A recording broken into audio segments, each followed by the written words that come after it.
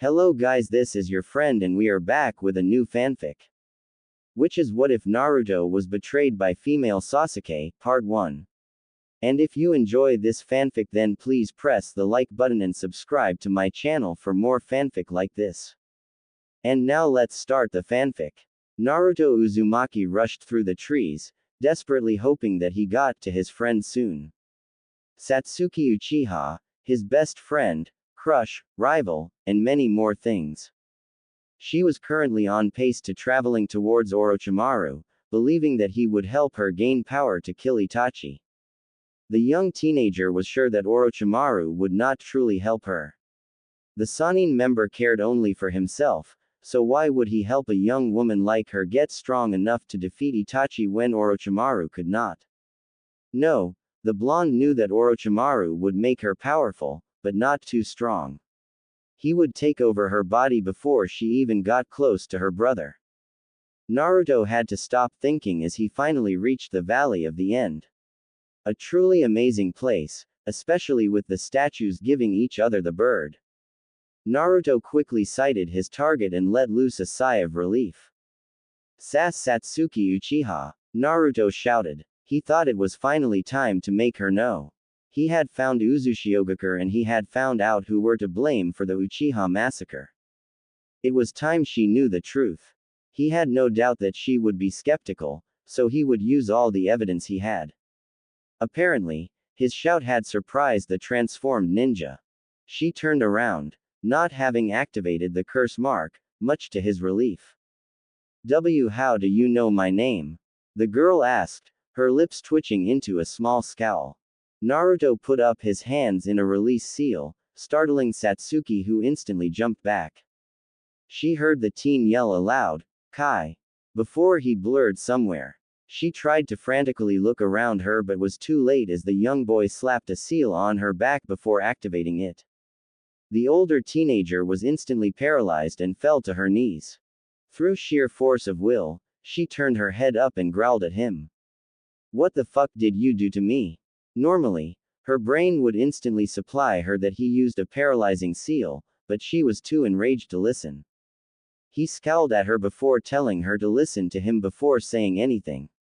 She stayed quiet, not really caring what he had to say, but she needed to get out of these things and this was the only way. "I want you to come with me, not to Konoha," he quickly stated once she glared at him. "We're going somewhere no one will find us," he said. "I'll release the seals, but I can activate them anytime I want, so don't try to escape. They will turn on if I fall unconscious, so don't even try." He didn't like being so strict on her, but she needed to listen.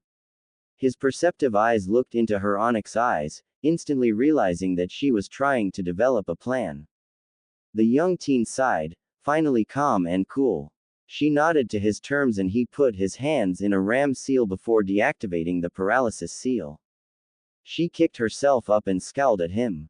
"Where are we going?" She started to follow him as he went west. "Uzushiogakure, Uzumaki clan homeland," he informed her. What? Uzumaki clan? She thought to herself. She closed her eyes as she tried to remember anything she could about any Uzumaki-related things. Suddenly, she remembered a book she had read long ago. Well, Itachi read, she listened. The Uzumaki clan were masters of Kenjutsu and Fuinjutsu. They lived in Uzushiogakure, allies of Konoha. Destroyed during the Second Great Shinobi World War by she remembered, although she couldn't really recall the names. Their clan symbol was a spiral, usually red. Red hair from pinkish red to crimson blood.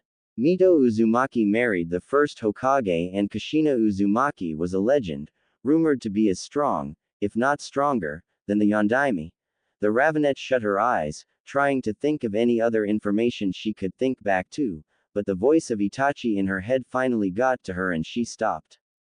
While the 13-year-old was thinking of the things her brother had read to her, Naruto found the dock master.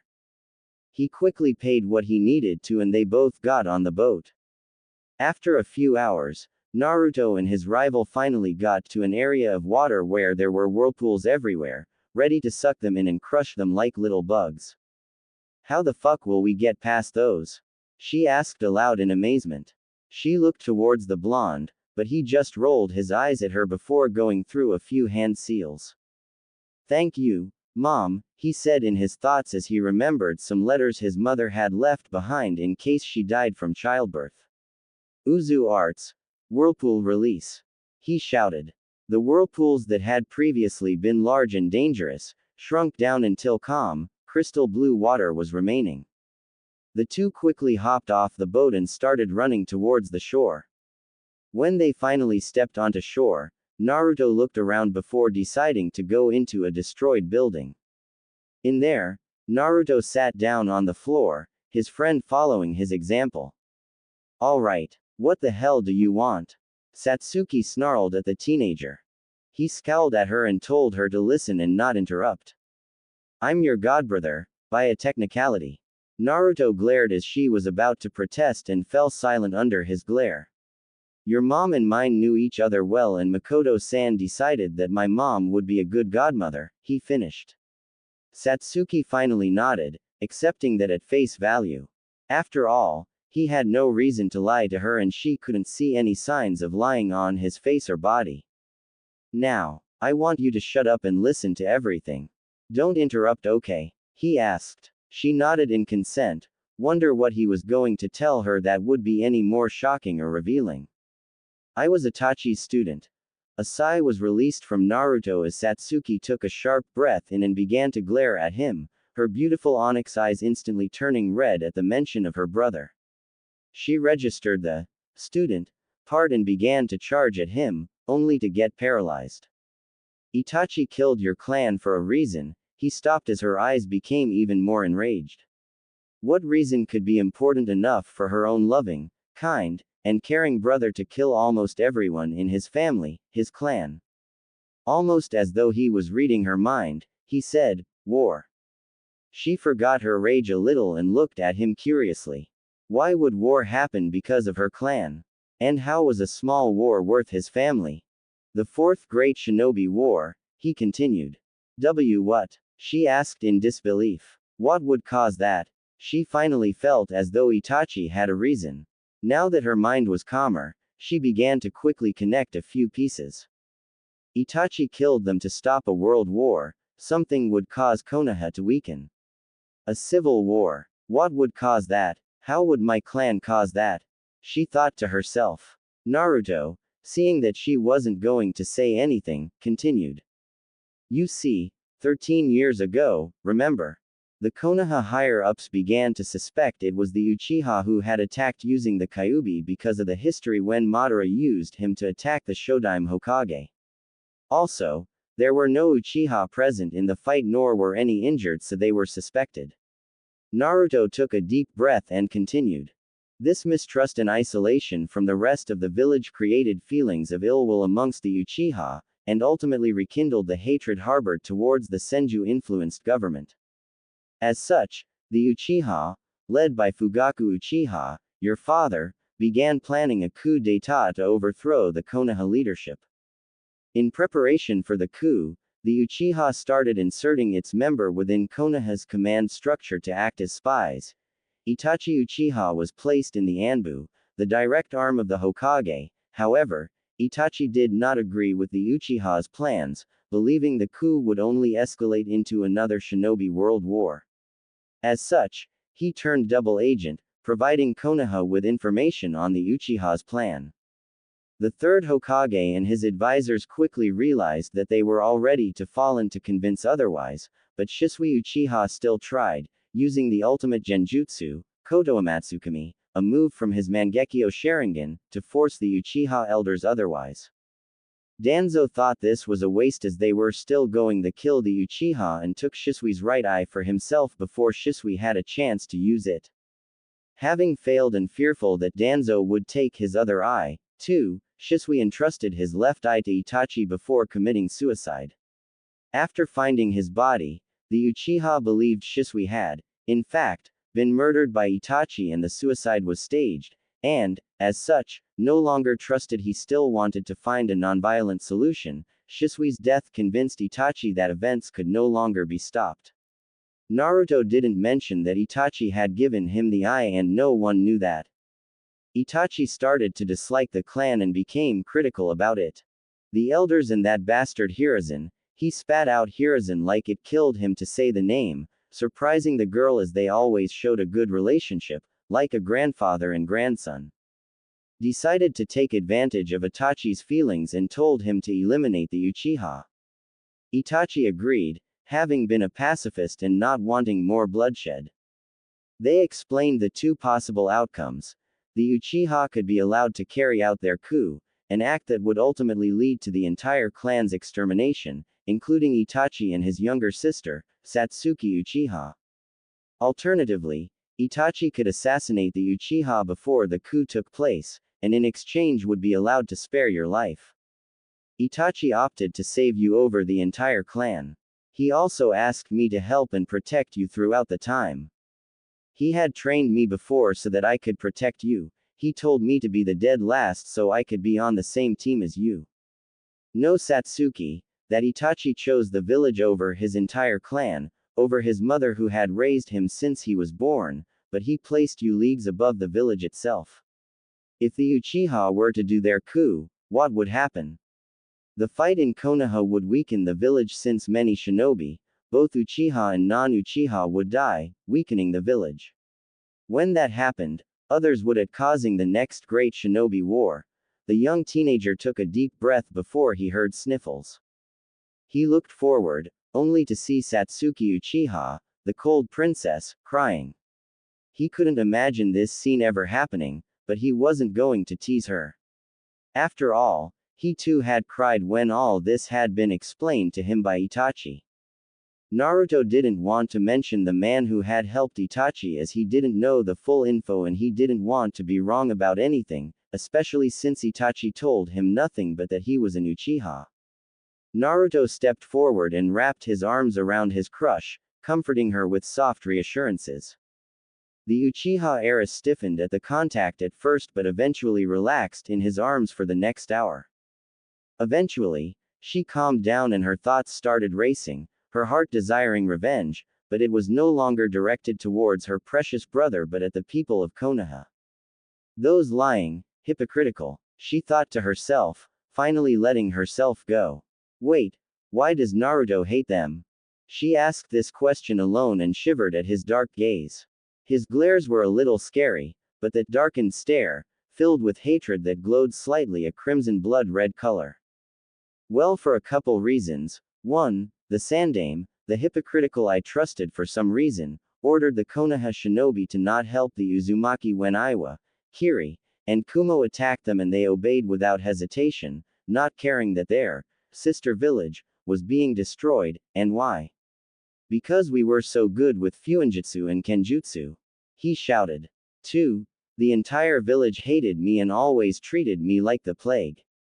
To them, I was worthless, a demon in human skin. They tried to kill me as much as they could. Beat me when they wanted. Thankfully, Inu, Kakashi, was there to help me out a lot. No one besides your brother and Kakashi as Anbu helped me. I don't care about it now, but it hurt a lot when I was a child before I was trained, especially since I didn't have any friends back then. He paused as he looked at her. We are friends, right? He questioned. It seemed that he was laying his heart to her, showing his vulnerability. Of course. You're my only friend Naruto, except maybe Kakashi.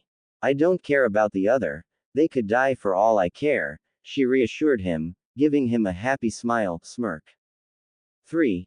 Those bastards never even gave a about either of us. No one ever adopted me when I was an orphan and let me die and I know why, but you were never adopted either. I mean they just left a 7-year-old girl alone in a clan ground where her entire clan was killed and they didn't even think about that. Me I can understand, but you should have at least been adopted. Hell, they could have adopted you just because you were an Uchiha so they could have got money but they just left you there. I know you don't need now but you were just a 7-year-old. Didn't they think about how it would have haunted you to live where your family died? Then they have the nerves to worship the ground you walk on and kiss up to you, damn it. I will only let a few people go if they want to, and that is the Ichirakus. Naruto finished his rant with anger. He had to take a few breaths to calm down. Satsuki had to smile a little. She couldn't help it with all the protectiveness he was showing. It was nice. Well, at least he's intelligent. Does he know about Hinata? Hey, Naruto, do you know about Hinata's crush on you? She asked with a smirk, wanting to destroy the tension. Naruto chuckled as he realized what she was doing. Yeah, I knew, but I don't feel the same way. I don't hate her, but I don't exactly love her. Her personality and mine are just too different. Besides, she admires me and that was what formed it. Her crush was an optimistic guy who didn't give up after an attempted fail. I am not that guy. I am not the happy, sunny guy she likes. Maybe in another timeline where I was different and there were some changes, maybe I would accept and recuperate them, but not now, he told her. Besides, I like you. Satsuki gave a nod. She didn't really care if he liked the girl or not. His love life was none of her business. They tried to kill me as much as they could. Beat me when they wanted. A sudden jolt hit her as she remembered what he told her earlier. Naruto, why did they hate you so much? There is no reason to hurt a child, especially you. She demanded. Naruto sighed as he got ready to reveal one of his largest secrets, not as large as his heritage or his connection with Itachi, but still very important. He wouldn't lie to her anymore. He refused to do it for something that he shouldn't even care about. The Yondaime sealed the Kyuubi into me, he told her. Satsuki blinked in shock before her rage came running back at her. Those. She yelled in her mind as she instantly knew what the effect would be. They hurt her only and best friend, framed her brother, killed her family, and destroyed her clan. Why? She asked. He looked at her confused, causing her to elaborate. Why you? Why would he seal it into you? She questioned. What were the chances that, out of the hundreds of babies that day, Naruto was chosen for the role? Her best friend, her only friend, being chosen. He had no other choice. Only Uzumaki's and Senju's had enough chakra and the body to hold them back. If it was sealed inside, say Ino, then she would have died after a few years and it would be released again. Since I was the only Uzumaki alive, a lie. He decided to seal it in me, he concluded. Satsuki nodded at him to continue, knowing that there was more. Another reason is that the Yondaime was noble but too trusting. He couldn't seal it into anyone else if he wasn't willing to make the same sacrifice. After all, the Hokage's highest priority is the village, not his family. It's why I hate the position so much, Naruto explained. Satsuki was a bit confused. Sure, he wasn't dumb or anything, but he used to shout that he would become Hokage. Now, she could see that it was a part of a mask that he had put on, but why did he say it so much? To convince them, it was really unnecessary to repeat it so much. Wait, willing to make the same sacrifice. Did that mean Naruto was the son of the Yondaime? Of course, the Yondaime would probably never sacrifice a baby, at least not without very important reasons. If he considered trying to use another, that would be selfish of him as he was trying to save his own child. Since Naruto was the only Uzumaki, he would have to seal the Kyuubi in Naruto. He couldn't do it in another baby, so he had to sacrifice his own, even if he wasn't willing. Her unorganized thoughts caused her to be lost for a while, glaring at the wall in front of her.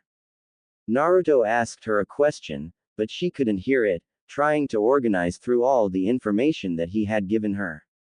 Thankfully for Satsuki, even if she didn't know it, Naruto had taken her earlier words to heart and thought that she wouldn't reject him, even for the Kyuubi. After 20 minutes, Satsuki came back to reality and saw Naruto standing up and looking at the village. She walked towards him and placed a hand on his shoulder, knowing what it felt like to know your entire family was dead. Just like her, he stiffened at the contact, but relaxed a moment later when he realized Satsuki was the only one on the island. So what are you going to do? Take revenge? She asked him. He shook his head. We need to be smart. We need allies like, say, Suna, but first, we need to get stronger. We can't get allies if we are weak, Chunin level ninja. We train for the next 3 years cause Jiraiya told me that's when Akatsuki will start moving. This means Itachi will be coming after me and the other members will go against the other Jinchuriki, he told her. She nodded, opting to ask him about what Akatsuki were later. After 3 years, we can rescue Jinchuriki, making sure Akatsuki can't get them, and gain allies to help us destroy Konoha. Infiltrate it, get the info we need like shinobi strength, security, and other things. Then, we leave again, getting a few people like Kakashi, Jiraiya, and Tsunade, he continued. Satsuki's eyes twitched. What did she still not know? After that, we can kill the villagers before making our own village. Rebuilding Uzushiogakure and remaking the Uzumaki clan. Naruto finished. Satsuki nodded, not exactly knowing how he would do that when he was the only Uzumaki alive. Besides Tsunade, she realized. After all, the current Hokage was the granddaughter of Mito Uzumaki. She was too old though, she couldn't have children at all, right? No, Satsuki isn't thinking about Naruto and Tsunade being together. Unless there were more Uzumakis left, which there might be, then he would have to do it by himself.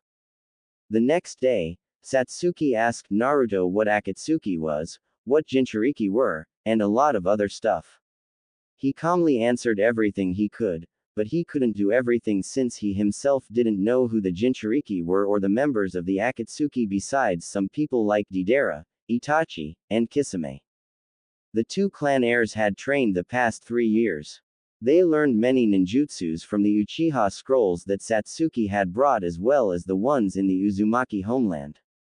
Along the way, the two had learned, improved their kenjutsu, genjutsu, taijutsu, and fuinjutsu. They also focused on chakra control since Naruto needed the control while Satsuki needed the reserves. Year 1. Naruto and Satsuki went about the island and discovered scrolls that contained fuinjutsu as well as water, wind, and lightning jutsus.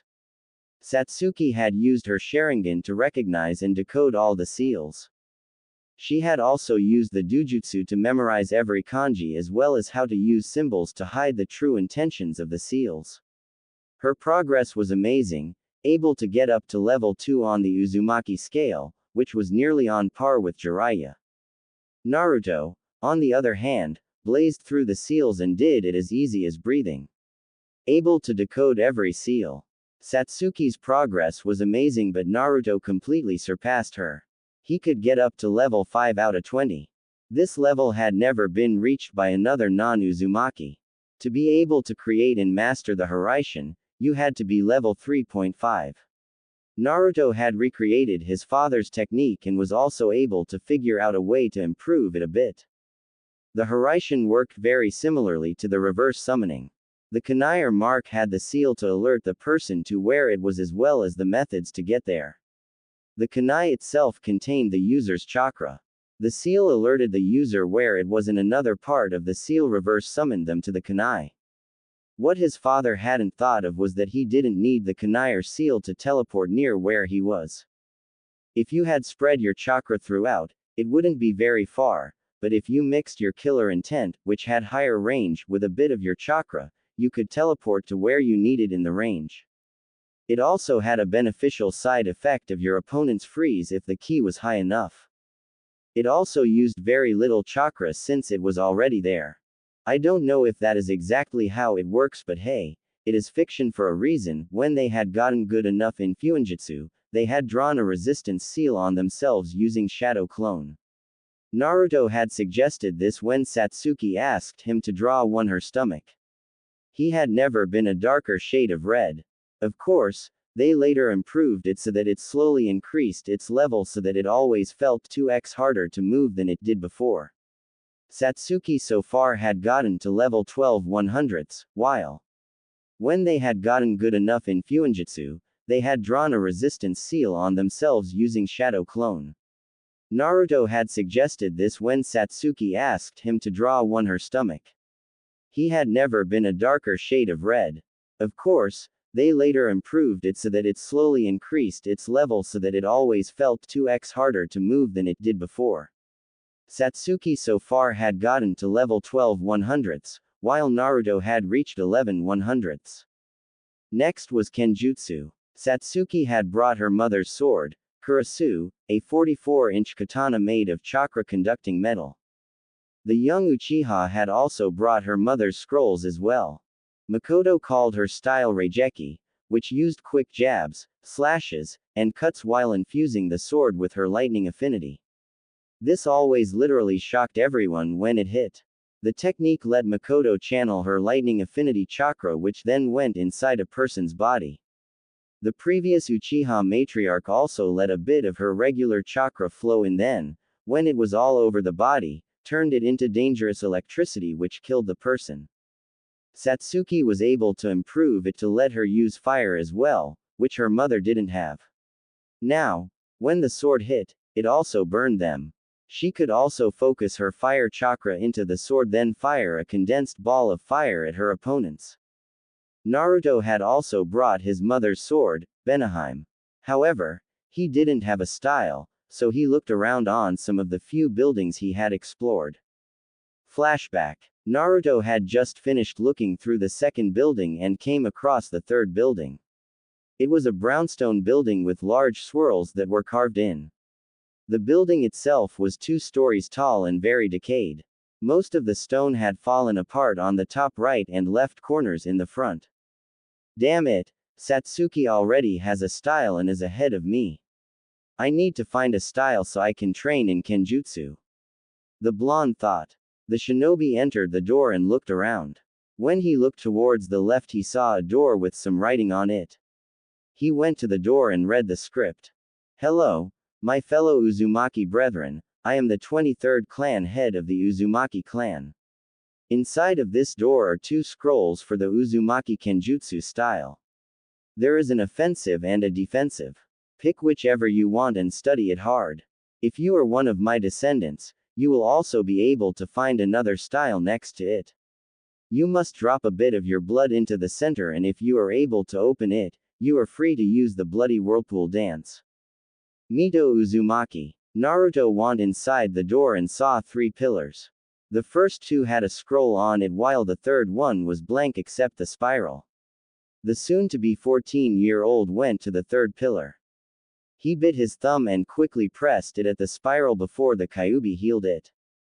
The spiral slowly opened and a scroll took its place. Naruto grabbed the white scroll and opened it up. At the top was the title, Bloody Whirlpool Dance. Huh, perfect, the blonde ninja smirked. Flashback end. After he had received that scroll, he used 200 shadow clones to memorize all 200 katas and made it muscle memory. He also used his shadow clones in the style as well. Taijutsu was where they had to improve or make their own styles. Satsuki used the interceptor fist. It used the Sharingan to predict the movement of the opponent. Because of this, they could easily hit where the opponent was going to go. There were a few openings in the style, but that was easily covered by the Sharingan. Satsuki herself decided to add her fire affinity to the Uchiha Taijutsu style. Surrounding her limbs with her fire chakra, she used the fire to blast hot white flames at the opponent. Of course, she didn't just shoot fireballs, she used them to cook her opponents. Naruto used Uzumaku Ken, the swirling wind fist, previously known as swirling fist. It was a mixture between a defensive and offensive styles. When you wanted to, you could defend or attack. Naruto, of course, added the element of wind to it. He covered his hands in wind chakra and turned them into wind claws. Using the claws as blades, he could cut the skin of the person. Both used the resistance seal to upgrade their strength and speed. They had to take it of once a week so that their speed didn't blind them. It also helped them speed up their reflexes. By the end of the years, both had gotten up to level 33 100ths. Satsuki was a little faster than the blonde. This blonde was a bit stronger than Satsuki. Satsuki had realized that they both needed to increase their senses if they wanted to sense approaching attacks. The black-haired teen had decided to slowly channel chakra into their senses. Every day, they increased the amount until they could hear anything within 200 meters, see 300 meters, and smell anything in a 20-meter radius. To sense someone farther, Naruto always sent a pulse of chakra around them. If anything disturbed the pulse, it would be sensed by Naruto. Of course, he made it so only ninjas could disturb it. The only drawback was that, if there was a sensor in the path, they would sense it and find them too. Naruto had realized that he was pathetic at chakra control. He needed to be able to control his reserves, so he thought of creating new control exercises that combined other ones. He added the leaf spinning exercise to both tree walking and water walking. Both used this technique until they could spin 10 leaves on their fingers while running across, up the water tree. Satsuki already had good control, so she used this to increase her chakra reserves. Of course, it would never reach the amount that Naruto had. Satsuki then combined the tree walking and water walking. It was called waterfall walking. There was no waterfall, so they had to make one. Jiraiya had taught Naruto a few Doden techniques. He used this to raise the ground upwards. They did this at the back of Uzushiogakure, where there was a lot of land and water. He had raised up the ground up to 3 stories tall. Then, Naruto used a basic Suiten jutsu, Mizu. It just supplied a bit of water, but with Naruto's chakra reserves, he supercharged it and spit out a huge amount of water. This was too much, so a water-clad Satsuki threatened him to do it slowly with a few clones and less power. Naruto had hastily nodded his head at the threaten and followed it. After that, they both climbed up that waterfall. It took Satsuki 4 days to get it and Naruto 1 week. After that, Naruto had remembered the Gogyu Fuin. It had completely messed up his chakra control. Naruto had relayed this to Satsuki and she had agreed to put one on herself. After putting it on, they had taken 1 month to fully get all the control back. After unsealing the seal, they had found their chakra control had quintupled. Ninjutsu was when Naruto and Satsuki got creative. Both used jutsu they knew and got ideas to make new ones. Satsuki had taken a fireball and uncompressed it. Now it was a huge sea of white flames. She had made derived jutsu from Chidori. Chidori current, sword art, Chidori katana, Chidori senbon, Chidori sharp spear, Kirin, Reikiri. Both her and Naruto had also used the basic jutsus and made them collaborate with other jutsu. One was when Naruto used shadow clones and transformed them into kunai. He then stored them for use. Satsuki had done the same as him but with fewer shadow clones. Since they did nothing but transformation, they lasted for around a week. They also used kawarimi with kunai to catch people off guard. They had perfected most of their jutsu, so it required no hand seals for the low-ranked and a few seals for high-ranked. It also had no side effects like smoke. Naruto combined Bunshin Daibakua with his clone kunai. This made kunai that could explode without a seal, and it was unexpected. He also made variants with Rasengan like Odama Rasengan, Cho Odama Rasengan. After discovering his elemental affinity of wind and water, he had also created 2 variations. One was called Futon, Rasengan. The other was called Suiten, Rasengan Typhoon. He added water on top of the Rasengan and kept adding it. Spiraling, swirling chakra plus endless amount of water equals a big typhoon of water. The 2 teens had also collaborated their own jutsus with each other. Their elements complemented each other. Naruto's wind and Satsuki's fire. The same went for their water and lightning. Kaden, Gukakyu, Suiten, Suigaden. A large bullet of water and a giant ball of white fire were coming at each other. They clashed at the middle, creating a large amount of smoke. Naruto took advantage of the smoke and disappeared. He reappeared behind Satsuki. He tried to punch her, but she leapt forward while turning. She took out her sword and dashed towards Naruto. The blonde shinobi also took out his sword and charged. They both met at the middle. The sound of metal clashing with metal echoed out. Naruto quickly ducked and slashed at her stomach. She jumped back and threw a few kunai. Naruto dodged the kunai right as it sailed past him. Kage Bunshin no Kawarimi, he whispered, creating a smokeless shadow clone and switching with it right before dispelling it without smoke. Satsuki appeared where one of the kunai was and swiped his sword at him. Kenjutsu. Hinotama. A fireball came from the sword and headed straight towards the 16-year-old. He quickly went through a few hand seals and spitted out a compacted ball of water. Again, smoke arose. This time, however, Satsuki charged towards the smaller smoke and covered her hand in lightning. Chirping birds echoed out, but was quickly silenced. Now, it was a compacted blade of lightning. She saw a figure coming at her, a spiraling sphere in his hand. Naruto had heard the chirping of the birds and created a shadow clone. The clone created a Rasengan in its hands and rushed at the smoke. He focused his chakra into his hands and a yellow kunai came out. Uzumaki art. Kongo Fusa. Kunai. He waited until he heard the clash of the compacted Chidori and Rasengan. After hearing it, he shunshin behind her and rested the kunai at her throat. I win Satsuki-chan, he whispered. Satsuki shivered at the breath on her skin. Feeling the kunai, she conceded by nodding. That makes us even. 50-50 with 200 draws. She said. Satsuki, I think we should start on our plan now. It's been 3 years and the Akatsuki will start looking for Jinchuriki any minute now. Naruto said seriously. He had explained to her what was Akatsuki and who he knew was in it. He had figured out all this info from having a clone in the office when they were in Konoha. Let's get Gaara first. He is the only Jinchuriki I know that we can find. Naruto said. Gaara would be the easiest to convince. Naruto wasn't going to recruit every single Jinchuriki, but that didn't mean that they couldn't help him. He knew Iwa wouldn't help. He didn't know where all of them were, so he had to look through the books to see where the Biju were sealed. He knew which country every single Jinchuriki was now.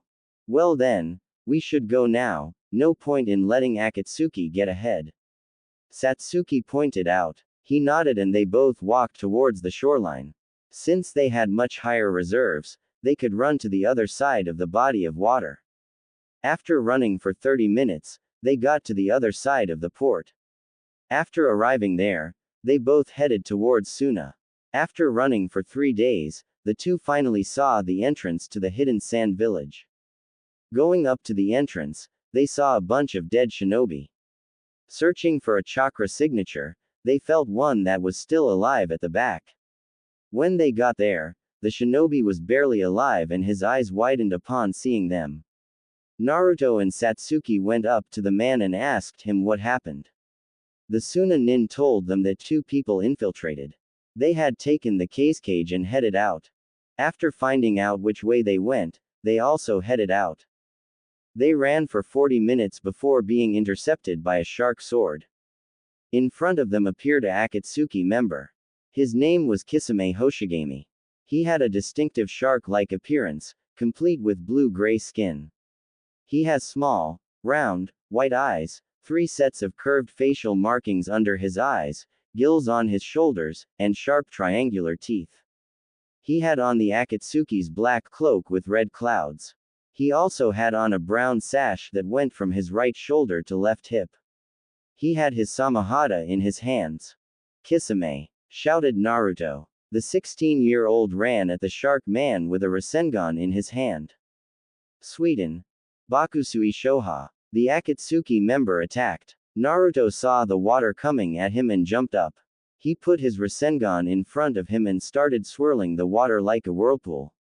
It sucked in Kisame and he was now at the middle.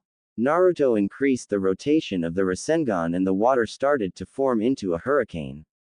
He threw the now Rasengan, hurricane. At that time, Satsuki put her hands on the hurricane and said, Raiden, Jaibashi. The electric hurricane went straight towards the shark-like man. He jumped to dodge, but his opponents got behind him and drew their swords. The man blocked it with his own samahata. They engaged in a clash of swords and slashed and shred each other. After a few minutes of clashing blades, they finally separated. Naruto and Satsuki had a few cuts on their clothes and body. Kisame had his cloak cut around with blood flowing out of a few cuts. Naruto sent a small amount of killer intent in the air and mixed it with his chakra. He then disappeared in a crimson flash. He reappeared right above Kisame with a Odama Rasengan. He thrusted the attack right on his opponent's back. The missing nin was sent spiraling forward. Satsuki appeared in front of the legendary swordsman and jabbed her lightning-covered fist through his stomach. Chidori. Kisame started to bleed through the wound. Suddenly, he started to shift until a complete white figure with green hair replaced him. Naruto and Satsuki then ran off in the same direction they were going before. When they got near, like 1 minute away, the entrance, they both sensed a few shinobi going the same way and place they were. They recognized one of the chakra signature as Kakashi's. Satsuki's eyes turned into slits and she jumped to the side to intercept them, but Naruto stopped her. Satsuki, I know you hate them, but it is not the time for this. We need to get to Gaara. We'll destroy them another time. Naruto told her. She nodded, begrudgingly. They kept running forward until they reached a cave that was enclosed by a boulder. There was a seal in the middle of it. Naruto quickly figured out what it was and sent a team of clones to shut down the other seals. Then, they both hanged so they looked different.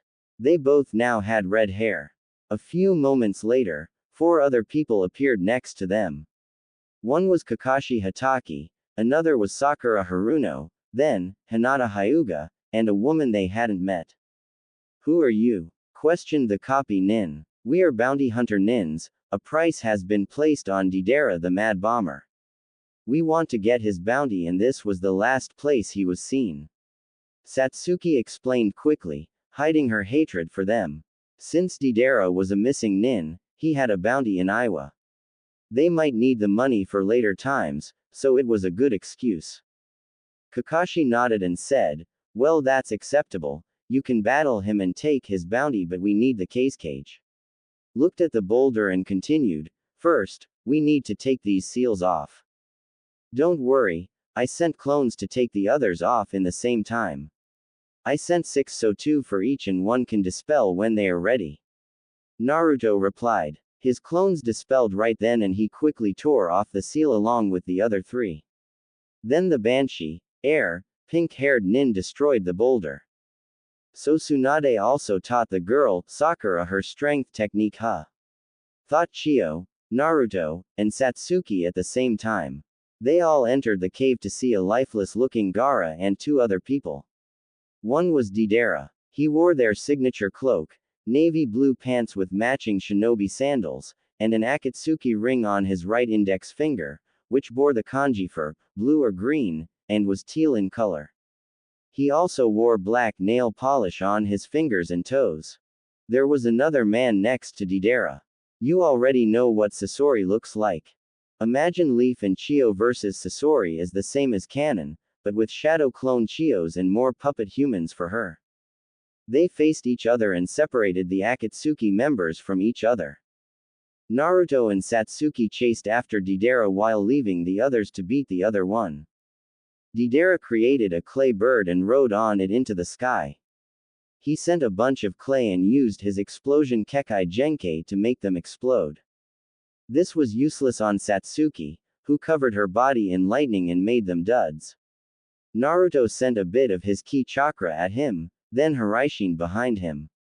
He drilled the other blonde with a Rasengan. He fell to the ground and Satsuki easily shredded him to pieces with her lightning-infused sword. When he was finally shredded, the giant clay bird, along with himself, exploded. Satsuki recorded this with her Sharingan. After their battle, the 2 best friends went back to the other battle. When they arrived, they saw a red-haired man that was slowly dying. They got close to him and he told them some information. I have a spy within Orochimaru's ranks. He was supposed to meet me at Tenchi Bridge in 10 days. It might help you guys. After getting the information, all the shinobi looked at the dead body of the cage. He was dead and they had no way to revive him. Well, all but Chio, that is.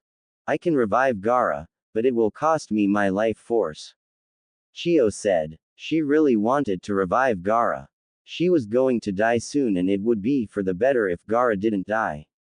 She needed to pay for the mistakes of the past after all. The Konoha shinobi nodded somberly. They didn't like anyone of their comrades dying. They cared a lot about them. Naruto and Satsuki didn't exactly care. She wasn't someone they knew or cared about. She was a stranger to them after all. Ban Sakura and Hinata took Gaara and all of them started going back to the village. When they arrived near it, they laid Gaara in a grassy field and Chiyo hovered over him. She went through the hand signs for her revival technique. Kisho Tensai, she shouted. Her hands were covered in chakra and placed it over the previous Jinchuriki chest. The old woman's life force began to fade away while the case cages was restored. The redhead's eyes began to slowly open. He looked all around him and then saw all the people in front of him. His eyes widened in surprise and confusion. He was confused on who his fellow redheads were. He hadn't ever met them in his life. He was surprised to see the Konoha shinobi there and Chiyo dead.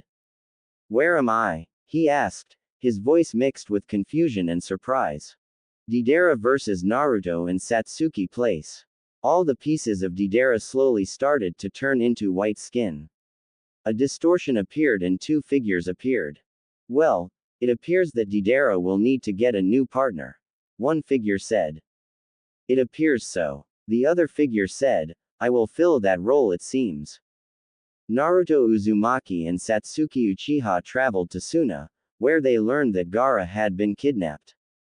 They ran off to find him, but were confronted by Akatsuki member, Kisame Hoshigami. After defeating him, they learned that he was a fake. They finally reached the cave where Gaara was. They removed the seals and were about to go inside, but were met by Konoha shinobi and Chiyo. The shinobi went inside and found two Akatsuki members, Deidara the Mad Bomber and Sasori of the Red Sand. After killing the two partners, they got information from Sasori and later revived Gaara. In another place, Deidara was discovered to be a replica. Continued. Where am I? Gaara asked, his voice mixed with confusion and surprise.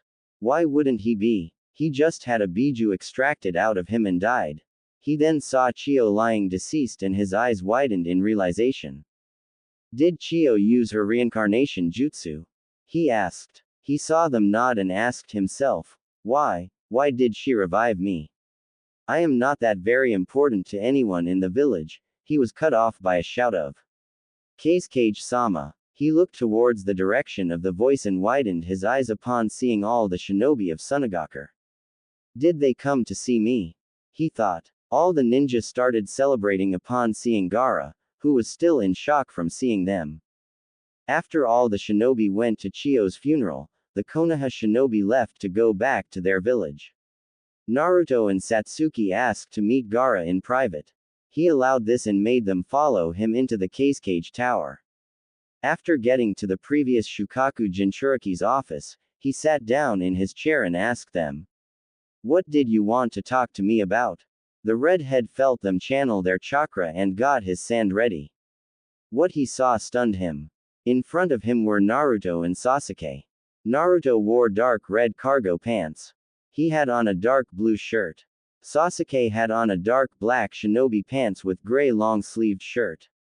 Naruto's Sasuke. He was interrupted by another poof from Sasuke. In the poof, a feminine Sasuke appeared.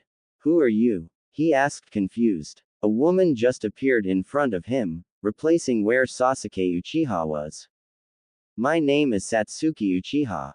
Sasuke Uchiha was a persona developed because of a genjutsu that protected me from CRA. She stoically explained. Gaara was shocked as hell. Sasuke Uchiha was a female. What the hell? He composed himself. After all, he was the cage, and asked, Alright, Naruto, Satsuki, what are you two doing here? I heard that you had left to Orochimaru and that you had taken Naruto with you. That's a bullshit story made up by Konoha. They assumed that Satsuki captured me and left. I wanted to leave that village, and since I cared too much about Satsuki, I went to find her then took her with me. Said Naruto in anger. Gaara, don't tell anyone that we aren't at Otogakure. He then requested. The Kazekage nodded to his first and best friend's request. Okay Naruto, but only because you are my best friend. Now tell me where you two were if not at Orochimaru's village. He asked curiously. Where were they during the 3 years? Why does palpably dislike Konoha? These questions were rushing through his head. We were training at my clan's homeland, Uzushiogakure. Naruto responded to the question. Gaara was shocked. His village had attacked the village and had obliterated it with Kumo and Kiri. Another reason he was shocked at this was because his best friend was an actual Uzumaki. The Godime Kazekage nodded his head, gesticulating them to continue. I want to destroy Konoha for a couple of reasons. One is that they stabbed Uzu in the back and let the other nations invade the Uzumakis. 2. They treated me like trash and would never help me no matter what. They always beat me and tried to assassinate me. 3. Is for just who they are. I want to show the world what they truly are. They portray themselves as the kindest village, but look at what happened to me, how they treated me. How they treated Satsuki-chan. They said that they loved her, but look at them now that she left. Look what they did for her. They never helped her at all, just kissed up to her. Others might be alike, but they have a reason. Iwa hates them because the Yondaime Hokage killed many of their people. Suna used to because Konoha took the money from here and never helped them, despite being allies. They are also full of assholes. Look at the White Fang, their most powerful shinobi, stronger than the Sannin, harassed into suicide for doing what the village is always going on about. Teamwork and comrades are important, yet he is harassed into for putting his comrades first. They even forced Ida. Naruto ranted furiously until Satsuki interrupted him. Gaara had to admit he made some, okay, a lot, of good points. He still needed to know why they were here. He had some suspicions, but just to be sure, alright, you bring up a lot of good points, but why are you here? He asked. Naruto looked at Gaara and said bluntly, we want your help to destroy Konoha. The Kazekage sighed and said, I really want to help you Naruto, after all, you're my best friend, but my village is very important to me. If we waged war against Konoha, we might lose and this time, they might destroy this village. Don't worry Gaara, me and Satsuki will infiltrate Konoha later and destroy and damage a good part of the village. You should ready your forces and tell them to start training hard. When we deliver a message via Toad. When we do, you should send your forces. We will go back and I will summon Gamabunta to help me. We should be able to destroy them to the point that they aren't a threat. After that, we could destroy that place to the ground. The blonde said seriously to the Kazekage. Gaara contemplated this. There were a few benefits to this. One was that if the people heard that they destroyed Konoha, the strongest nation, many clients would come to them, which would highly increase the economy of Suna. The daimyo was still sending some missions for Suna to Konoha like before. Another was that if they did destroy it, they could take over the land, giving them the geological benefits of it. Suna and Konoha had different geological benefits. It would give them more area to help both civilians and shinobi. More training fields. More marketing places. The alliance didn't help them as much as it did Konoha, but they had to agree to avoid being destroyed. He also got to help his best friend. Okay Naruto, I will try to convince the council that we should go to war with them. I'm with you, but the council will need some convincing. After all, you can't easily convince them that two 16-year-olds are a better ally than a whole village, right? Chuckled the redhead. Naruto nodded and replied. Okay Gaara, me and Satsuki will come back in about 2 weeks to get the answer. He said happily. Oh yeah Gaara, here, Naruto fished into his kunai holder and took out a Hiraishin kunai, in case you need it. Gaara's eyes widened upon seeing the legendary kunai.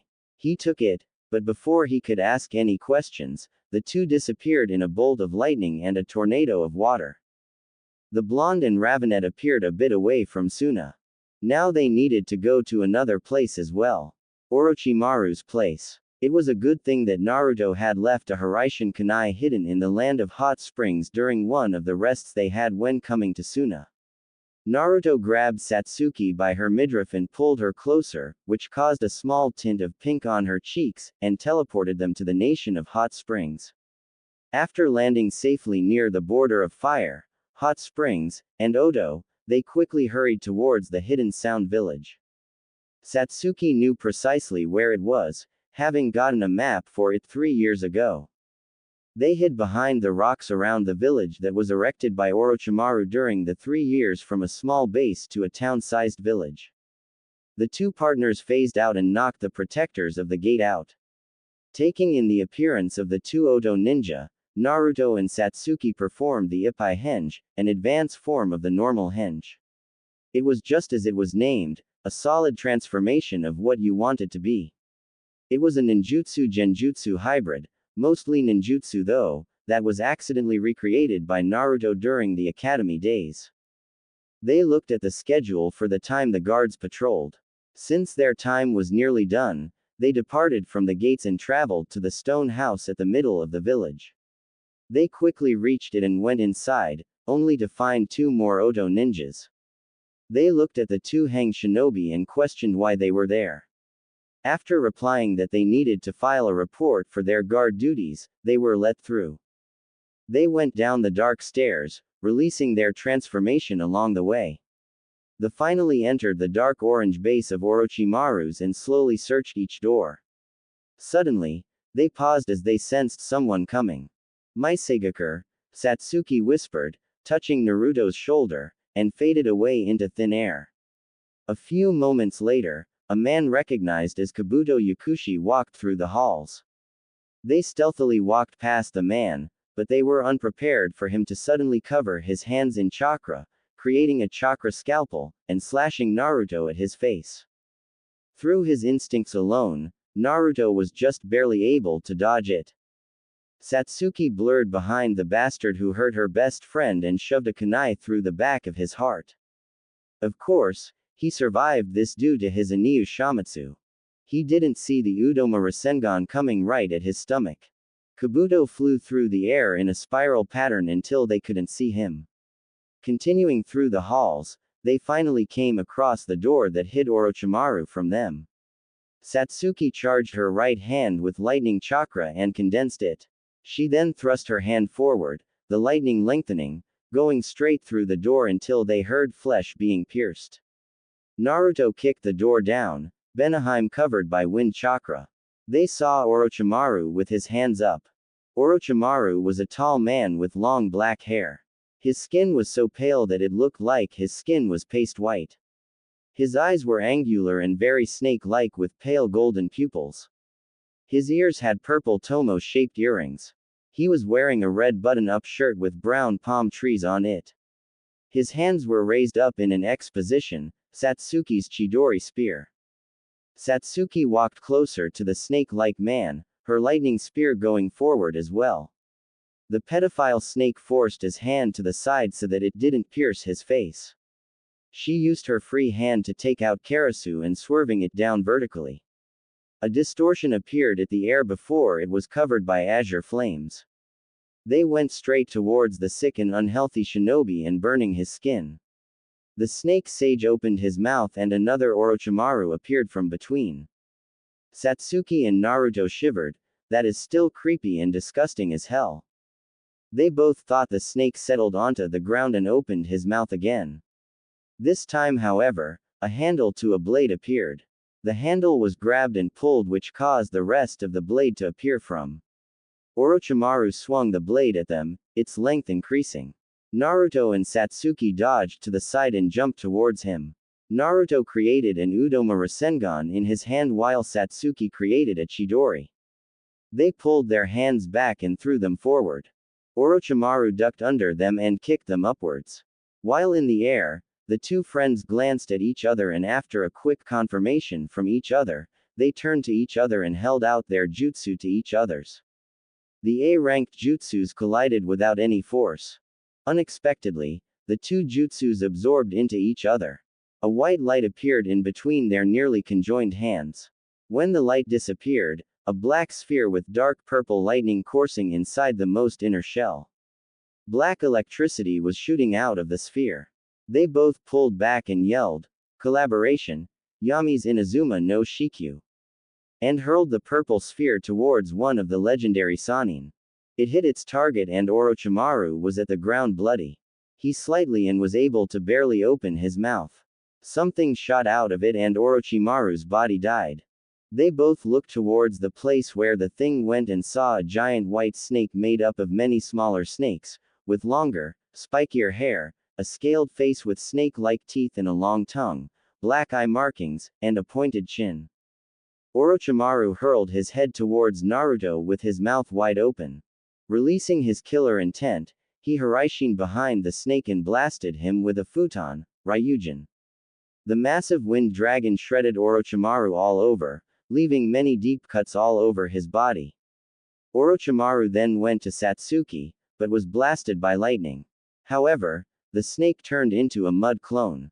From behind Naruto, the head of Orochimaru came at him. Naruto, caught off guard, got swallowed.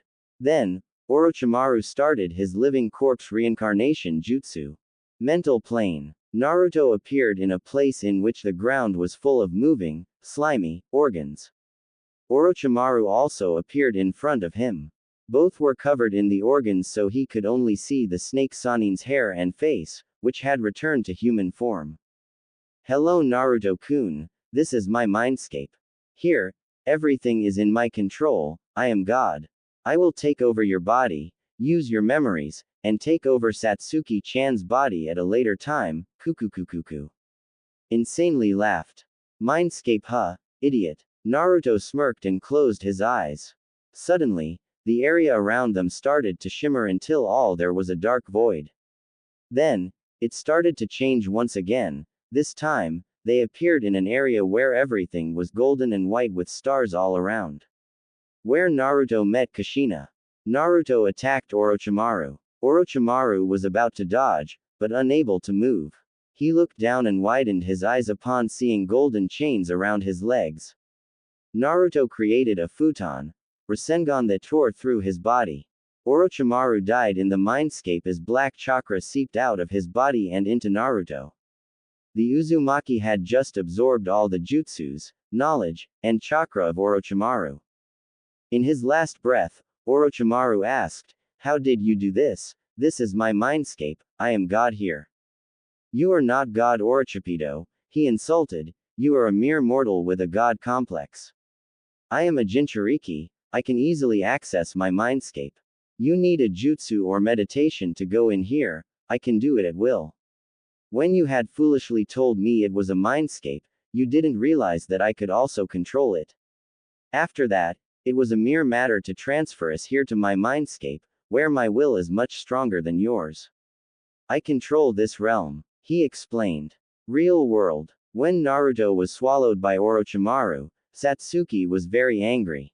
She charged a Chidori through her hands and put forth more chakra. The Chidori grew in size until it was the size of an Udama Rasengan. She ran towards the giant snake and slammed it right at his head. This destroyed the head. Then, a Kaden, Gokaku no Jutsu to the rest of the body and it was burned into ashes. The Ravenet then went to the unconscious Naruto and put his head on her lap. She looked at his face adoringly while softly petting his whiskers. He unconsciously purred and she giggled. Naruto finally woke up to see that he was in Suki-chan's lap. He got up after a few moments of enjoying it.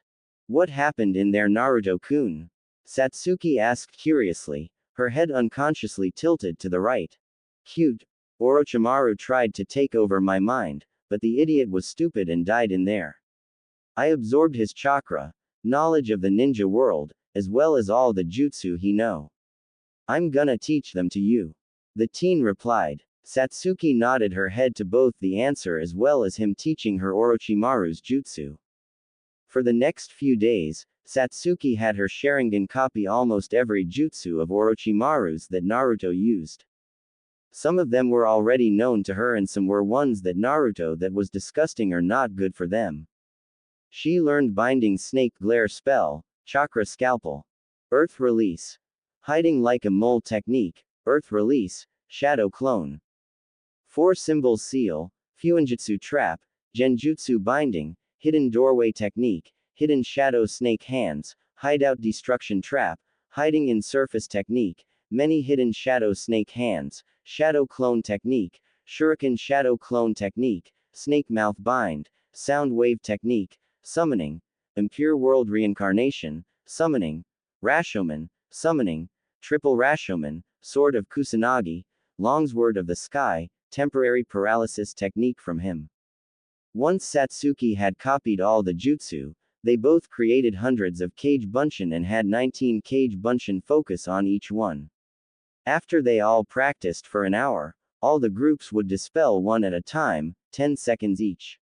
Since the chakra left always went back to the user, plus their very high reserves, they were able to create more. This went on for 5 hours every day. Due to this, they had allotted a total amount of 21 days and 21 hours for each technique. They mastered every single jutsu. The two had also created a summoning seal with the Kusanagi. The seal connected to a seal they both had on their right arm. This way, they could both use the legendary sword when needed. Naruto and Satsuki had also trained with Kusanagi every day. They mastered the sword's different uses and figured out a way to merge it into their kenjutsu style, which allowed the 2S class ranked shinobi to use either 1 or 2 swords to fight.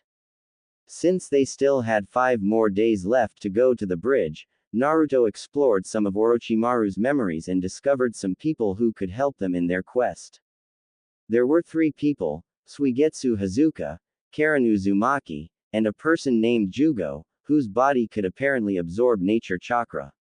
When Naruto found out about Karen being his family, he was ecstatic to meet her. After discussing this with his best friend, the two agreed to go get the 3 as they would be helpful. Both headed towards Suigetsu since he was the closest. The teens headed towards the lab that contained Suigetsu. After 10 minutes of traveling, they finally got to lab number 18. They dived underwater and went over to the other side of the area. After resurfacing, they both pulled themselves up and channeled chakra to their feet to walk on water. Looking around, they found themselves in an area with many holding tubes. Naruto and Satsuki went towards the only one that held a being. After getting right in front of it, the Uchiha heiress withdrew her sword and cut the tube open, spilling all the water out. She then sheathed Karasu. From all the remaining water on the floor, a white goop started to come up. It morphed into a being afterwards. Suigetsu is a lean-built young man of average height, straight white hair with a light blue tint to it, almond-shaped purple eyes, and like most of the members of the 7 ninja swordsmen of the mist, he has pointed teeth, one of which stuck out even when his mouth was closed.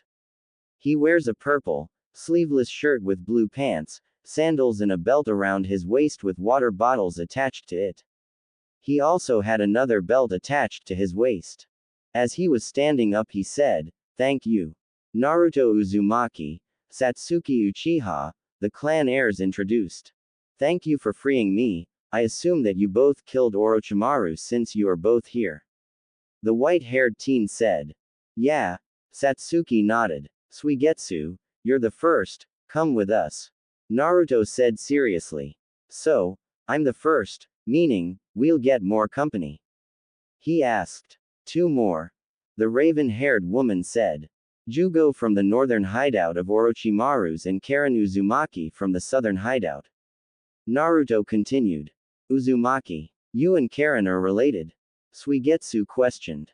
"Yeah, I'm not sure how, but we are from the same clan." The blonde-haired shinobi said. "Damn it," he muttered. With their heightened senses, the two heard him and Satsuki asked. "What? It's just that, I'm not fond of them. I don't think I'll get along with those two. Myself aside, I wonder what you two plan to do with those 2 after retrieving them," the aspiring swordsman of the mist replied. "Doesn't matter. We aren't asking you 3 to get along, just work together, you don't have to be best friends." "Now let's go," Naruto replied then commanded. Satsuki and he walked off, but Suigetsu started laughing. He said, "Speaking like you're better than me, are you?" The purple-wearing shinobi phased out and in, right behind Naruto, holding his thumb and ring finger in a gun position. "Let's make our relationship clear," he was interrupted by a puff of smoke. When it cleared, Naruto was behind him, Kushina's sword at his throat. "Fine, you helped me due to your own convenience. I haven't said a single word about coming with you and your girlfriend."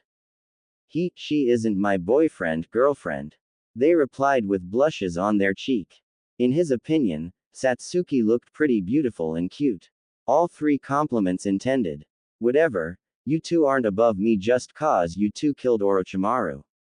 Everyone was after him, you guys just got there faster," the boys said. After a stare down between them, Suigetsu just jumped forward a bit and said, "Just kidding, since you two freed me, I guess that I'm free to go. Finally able to do what I want," the boy said and walked off. The Uchiha and Uzumaki heirs just sighed and said, "I see, how unfortunate." And, as they were walking through the forest, a voice came up front, "Come to think of it, wasn't it you two and your sensei who defeated my great senpai, Zabuza Momochi?" They stopped walking and looked at the giant puddle that Suigetsu was swimming in. "I wonder what happened to his sword, the Kubikiribocho." A short pause. "How about this? If you two lead me to the sword, I won't mind helping you too," he offered. Naruto opened his holster and took out a scroll with a kanji for sword. Naruto poured a bit of his chakra in and, with poof of smoke, the decapitating carving knife appeared. He threw it towards Suigetsu, who easily caught his dream blade. Where did you get this?" he asked the blonde. "When we buried Zabuza and Haku, a Yuki member and Zabuza's apprentice, I knew that the sword would get stolen, so I took it and sealed it in a scroll," Naruto replied. Satsuki and Suigetsu nodded and all three headed out towards the southern base to find Karen Uzumaki, the next member to their team. At an island to the south, a scream echoed out as a woman wearing lavender uniform that exposes her navel, short black shorts, and long black thigh-high stockings with black sandals. Her face and hair shadowed. "Just because that bastard Orochimaru is dead doesn't mean that you can run free, you killers." The woman spoke. Suddenly, the woman froze. She had just sensed a huge amount of warm chakra. She had never felt anything as warm and kind as it. As she probed it, she felt herself freeze in fear. Deeper inside this warm chakra was an evil and sinister feeling. It was as if it was made of anger and hatred. For some reason, the chakra was approaching her location. This chakra and the feeling with it was a little familiar to her. She remembered sensing it around 3.5 years ago. She walked through the jail cells, allowing them all to see the woman in front of them. She has crimson eyes, fair skin, and the characteristic red hair of the Uzumaki clan. Her hair is short and spiky on the right side, while longer and straight on the left side. She wears brown narrow glasses and her outfit consists of a lavender uniform that exposes her navel, short black shorts, and long black thigh-high stockings with black sandals. This was Karen Uzumaki of the Uzumaki clan. She was kidnapped by Orochimaru, who, as she later discovered, had killed her entire family without her knowing. He had appeared as a man who wanted to help her and she, as an impressionable child, followed him. For the longest time, she had been loyal to him until she had discovered him when he was talking to his. The bastard had knew she was there, so she was forced to heal who he wanted with her blood. She had a unique bloodline, well, bloodlines. Anyways, her blood allowed anyone to heal instantly. She had trained in Fuinjutsu after she had eventually remembered her clan from her mother. She had kept this a secret from her captor though. She had also trained in some other things. After all, she was an Uzumaki and she had obtained their limitless energy and stamina as well as hyperactivity, just more controlled. With Naruto, Satsuki, Suigetsu, the trio were walking through the water in the middle of somewhere.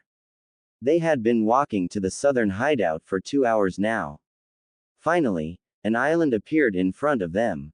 They ran towards it, positive, at least Naruto, that it was the southern hideout.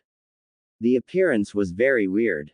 It was a bunch of rocks, that were probably hollow, jutted upwards. They arrived at the shoreline and looked around only to see a cave entrance. The new team walked through the entrance and saw another door. Satsuki and Suigetsu noticed that there were no guards around the door. Why are there no guards here? Sui voiced the question. There is no need, after all, she guards it, spoke Naruto. His borrowed knowledge from Orochimaru had given him everything Orochi knew. You mean Karen? What makes her so special that only she needs to guard this entire prison? He asked while destroying the door with his new sword. She is a sensor with a vast range. She can sense things that are miles away. The blonde shinobi answered. Swain nodded to the answer, indicating he understood. They went inside the hideout and throughout the stone prison. Naruto sent out a pulse of chakra. It bounced every way until he finally found Karen. He put his arms around Satsuki's waist instinctively and Sui's shoulder. He didn't see Satsuki's blush or hear Sui's thoughts. I thought Naruto said they weren't boyfriend-girlfriend. In a flash of white, blue, and black, the trio appeared in front of a stunned and surprised Uzumaki. An unspoken Uzumaki concerning rule, never appear out of nowhere and surprise them. Kongo Fusa, the teen spoke as multiple golden chains rushed from her held-out palms and attacked the intruders. Naruto summoned his own adamantine chains, though they were swords. He slashed the golden chains with his own golden sword, Gorodenshireya. Wait, we're friends. Naruto shouted at her. She didn't trust them, but she let her chains rest to hear them out. All right, talk. The redhead demanded. My name is Naruto Uzumaki. He was interrupted by Karen's wide eyes and her exclamation of, Uzumaki. What do you mean Naruto Uzumaki? I mean that I am an Uzumaki. My mother was Kushina Uzumaki. Naruto pointed out. Kushina. That name sounds familiar. Realization appeared on her face. Oh, yeah, Kushina Uzumaki, my mom's cousin. Ka-chan always talked about her. Guess we are cousins then, nay? She asked in amusement. The reply she got was, hey, guess so. With a smirk. So, why are ya here? She asked. Satsuki Uchiha points at his crush, Suigetsu Hazuka points at his new comrade, and I are making a new team. We will have one more member with us. What do you say, cuz? Wanna join? He asked. What about Orochimaru? She asked nervously. She might hate, but he was still much stronger than her. Don't worry, we killed him. Just don't spread it out though, can't let anyone know. He smiled warmly at her. Satsuki twitched upon seeing it. They were family, so it was natural, but it still bothered her at the thought of her best friend being with other girls. Wait, do I love Naruto? She blushed at the thought, which confused the hell out of Sui and Karen. After sorting her thoughts out and throwing in the reasons she could like him, she confirmed that she did love her crush. Meanwhile, Karen nodded at Naruto's request. After that, they left the base. When they got out, Satsuki and Naruto glanced at each other and nodded. Futon. Tatsumaki. Naruto gathered his wind chakra at his lungs and breathed it out. It started to swirl until it was a giant tornado. It gathered the water around it to form an outer shell made of water. Raiden. Kyushu Kaminari. Satsuki brought her pale hands downwards, causing unnatural lightning to fly towards the water typhoon. Collaboration. Kaminari no Tatsumaki. They shouted. The lightning mixed with the water and vaporized it, leaving only vapor around the tornado. The tornado now had little water droplets around it. Every time the water vapor was cooled, the lightning vaporized it. The blue plasma was jumping from water droplets to droplets, vaporizing them while they turned back to water.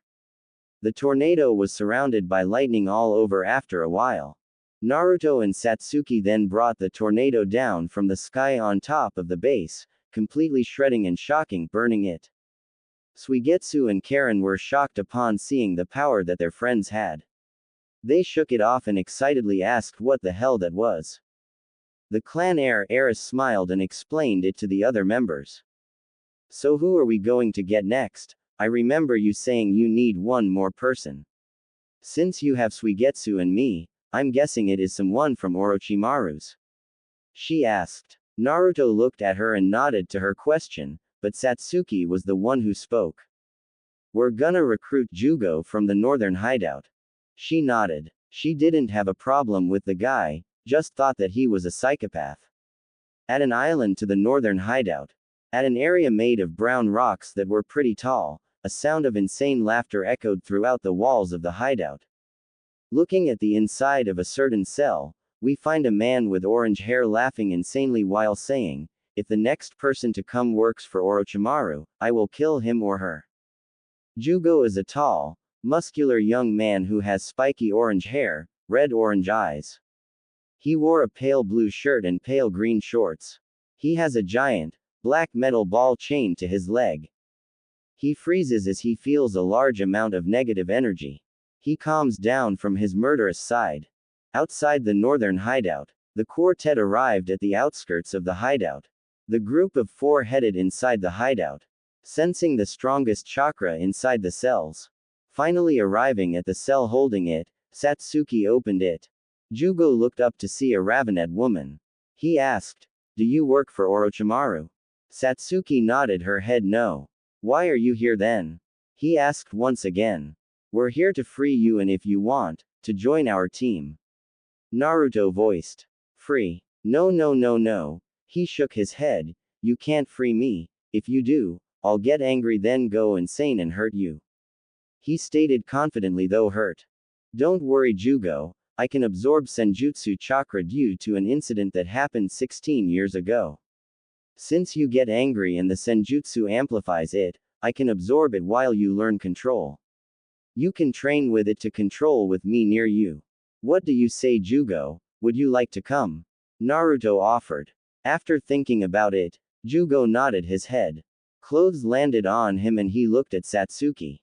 "Get dresses, can't have you going out like that, can we?" She told him. They left the cell while Jugo changed. Now he had on a black muscle shirt with gray cargo pants. He then left his cell. "Naruto, Satsuki, since we are all gathered now, what is our goal?" Suigetsu asked. "Our goal is to destroy Konoha ultimately. Don't attack recklessly though. Me and Satsuki will go to Konoha with you three. We have a plan ready." Naruto told them. "Anyways, right now we need to be patient. I will take you to our base, Uzu. You three will train of the schedule that we will create for each of you. I will teleport you there. We will be back in a few days alright." While the trio were hesitant, they nodded and he put his hands on Suigetsu and Karen who touched Jugo and Satsuki's shoulders. Concentrating on the Hiraishin mark that was on Uzu, he teleported them to the island. Naruto then grabbed Satsuki's waist and Hiraishined them to the outskirts of Oto. Since they had 1 day left to meet the Konoha team at Tenchi Bridge, they had a plan to lure the Konoha ninja to attack them and follow them to their base. When there, they would make a clone of themselves to give a message to Kakashi. They knew that Kakashi would be there since they were there. Kaka-sensei was one of the few people they liked at Konoha. 3 hours later. They had been running for 3 hours now. They were at Takigakure, a village they had saved in the past. As they were running through the forest, they heard the sounds of fighting. Naruto sent out a pulse of chakra towards it and Hiraishin there with his hands around Satsuki. When they appeared in a blue and black flash, they saw two people fighting with a girl around their age. The girl was petite, androgynous, tan-skinned kunoichi, who wore an orange clip in her short, layered mint green hair that matched her eye color, which was also orange. Her ninja outfit consisted of a short sleeveless white midriff shirt with fishnet armor underneath, long white armlets, and fishnet shorts with a short white apron skirt over it. Her forehead protector was worn on her right arm though it had a slash on it. Fu also carried a cylindrical object in red wrapping on her back. The attackers were people that Naruto recognized as Hidan and Kakuzu. Kakuzu was a very tall, tan-skinned man with long dark brown hair. His eyes had an unusual coloring. Green irides, no pupils and red sclerae. He still appears as a man well within his prime, retaining a very muscular build, despite his advanced age. He retained the black mask over his lower face but had several changes. He donned a white hood which covered his hair. His clothing included the traditional Akatsuki cloak, the Takigakure forehead protector with a scratch in the middle which symbolized that he was no longer loyal to it, and gray pants with matching shinobi sandals. He also wore brown nail polish, and a dark green Akatsuki ring with the kanji for North was placed on his left middle finger. He had various stitches on his body. Hidan has medium-length gray hair that was slicked back and distinctive purple eyes. He had no shirt, but bears the organization's cloak, which he kept slightly opened, revealing his Yugakure forehead protector around his neck and Jashin amulet.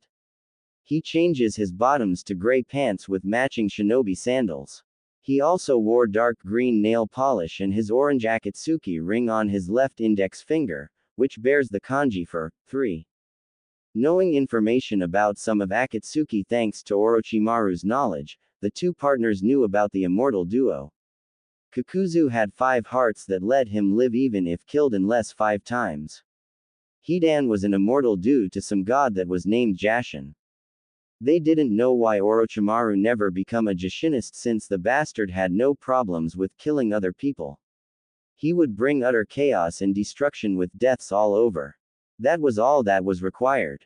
With Fu had been captured, or better said, given, to 2 people. One of these 2 she knew. Kakuzu, a man who had lived for over 100 years. A powerful man that had fought the god of shinobi, Hashirama Senju. The man used a sacred kinjutsu called Earth Grudge Fear. The Earth Grudge Fear is a secret kinjutsu of Takigakure which transforms the user's body into something similar to that of a rag doll, held together by hundreds of thick black threads. Kakuzu had stole the knowledge of this technique before his defection from Takigakure and was able to manipulate black threads for many purposes. Some of them were listed on his page in the bingo book. This technique allowed the missing nin to have 5 hearts, meaning that he had to be killed 5 times. Anyways, Fu was given to the 2 men by the council of Taki, ignoring the vote of the village leader. The 2 Akatsuki members had gone on to Takigakure, due to Kakuzu's plan, and went to the council. The ninjas had been hesitant to attack one of their most powerful shinobi yet, as well as his companion, an S-class missing nin. Fu still remembered what that damn council of bastards did and what happened afterwards. Fu's flashback. Fu was in a sacred place to her. It was hidden behind a waterfall that no one had ventured into. On the other side was a very small waterfall that poured into a lake at the center of a grove. Unlike the falls that hid Taki's entrance, the clearing had several sparse groupings of flowers. Their fragrance, combined with the crisp, clean air produced by the water and the earthen scent of the forest gave the area an appeal even the majestic falls outside of Taki's entrance lacked.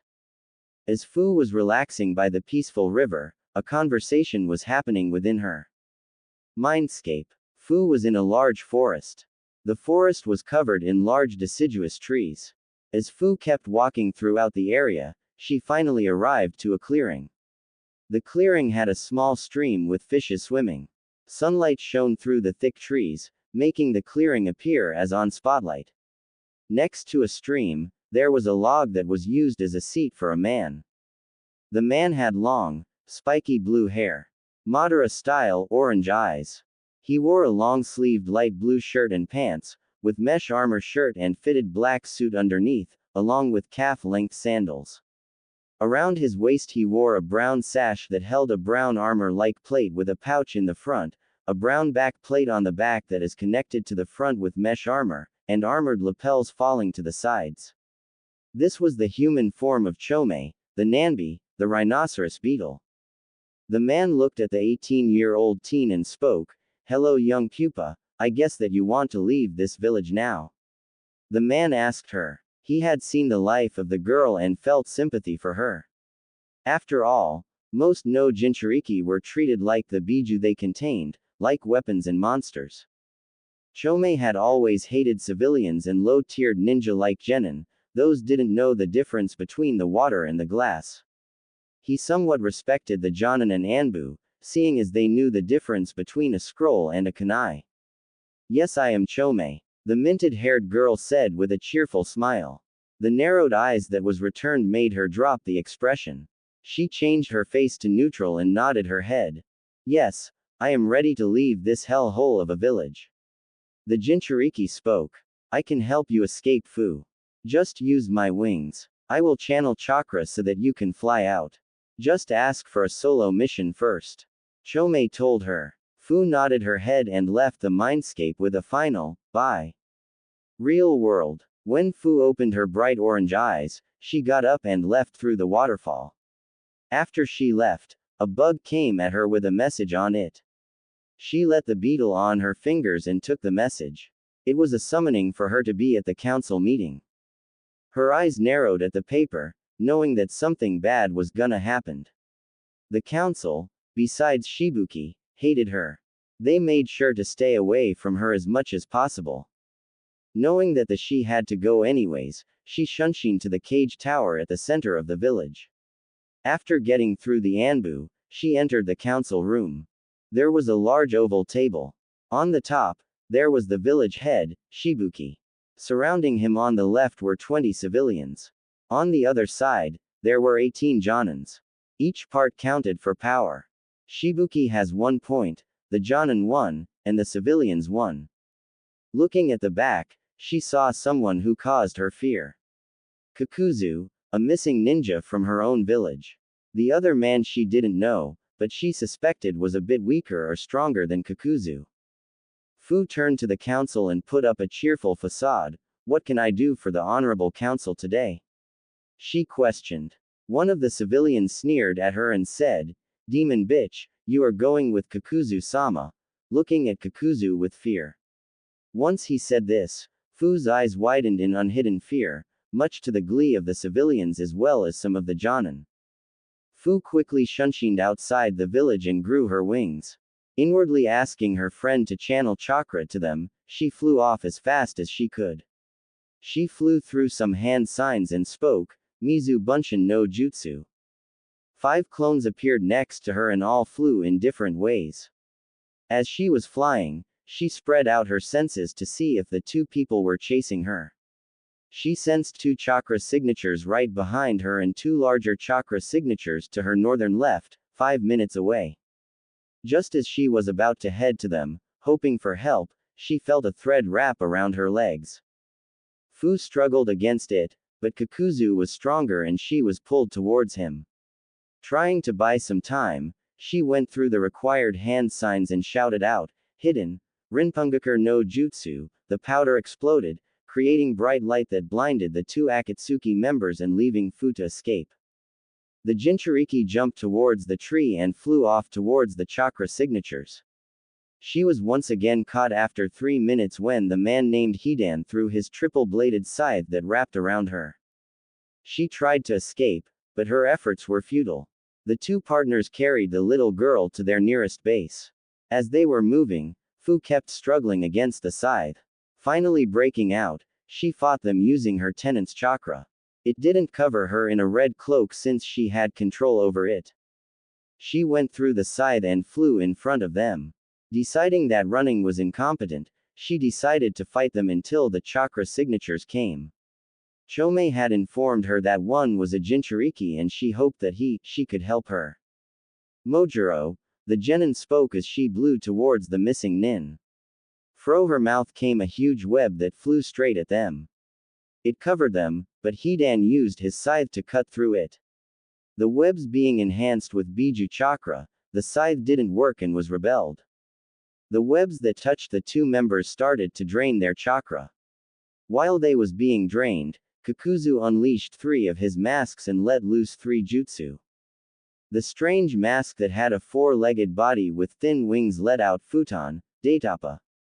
The mask with a demonic, beaked bipedal used Suiten, Taki no Tekuniku. The mask of a deformed bipedal used Raiden, Jion. The collaboration jutsu tore through the net and went straight towards Fu. Futon.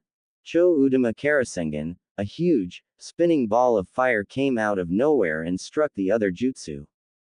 Naruto and Satsuki. Naruto and Satsuki narrowed their eyes at the giant combo jutsu. Knowing that she wouldn't be able to stop it since she gave out spikes of fear, the two best friends put their hands together. Naruto created a futon, Rasengan, and made it grow bigger and bigger until it was the same size as the other jutsu. Satsuki blew a small continuous stream of fire that surrounded the Rasengan. It collided with the wind and created a giant, spinning Rasengan that was covered in fire. They both held it with their hands and collided with the dangerous water vortex of lightning. Futon. Cho Udama Karasengan. The vortex of water and ball of fire collided and created a bunch of steam with the lightning being decapitated. Naruto kicked the uncovered Cho Udama Rasengan towards Kakuzu and Hidan. The five-hearted man and Jashinist dodged the attack and looked at the two arrivals. Hidan looked at his partner and told him, "I'll fight the blonde, you take that black-haired bitch." Satsuki told Naruto, "Take the gray hair, I'll take the other one." Kakuzu vs. Satsuki. Satsuki and Kakuzu charged forward toward each other, both shooting their right fists forward. The two fists slammed into each other, but neither shinobi gave an inch. Satsuki then quickly threw a left hook. Kakuzu just moved his head, effectively dodging it. The two then jumped back several feet. Kakuzu could feel how strong Satsuki's chakra was, at least he sensed how strong the amount he put out was. Kakuzu, knowing that this wouldn't end well if he went easy, quickly tore off his Akatsuki coat, revealing his purple shirt and gray pants underneath. "I'll finish this quickly, so I can hurry up and get the Jinchuriki and be able to get bounties." Before Satsuki could even respond, Kakuzu jumped several feet into the air, ripped the mask off his face, revealing his long black hair and stitched-up mouth. He then performed a couple hand signs, lightning style, false darkness. Kakuzu's mouth opened, the stitches tearing out and a bolt of lightning shot out of it. It came rushing down at Satsuki at an incredible speed. Satsuki didn't have enough time to dodge, so she had to counter. She quickly formed Reikiri with her right hand, lifted it and quickly shot it forward. She cut right through the lightning bolt, but she could feel the pain of being hit with it the whole way. Satsuki's lightning blade quickly faded and she grabbed her arm in pain. It felt as she had cut through several trees with his bare hand, only without any chakra to help him. While Satsuki held her arm in pain, Kakuzu quickly formed a couple more hand signs, wind style, pressure damage. Kakuzu's stitched-up mouth once again ripped open and he fired a ball of air from his mouth, but he wasn't done just yet. He quickly formed several more hand signs, fire style, searing migraine. Before his stitches could reattach themselves, he shot out a ball of fire from his mouth. His stitches then sewed up his mouth once again.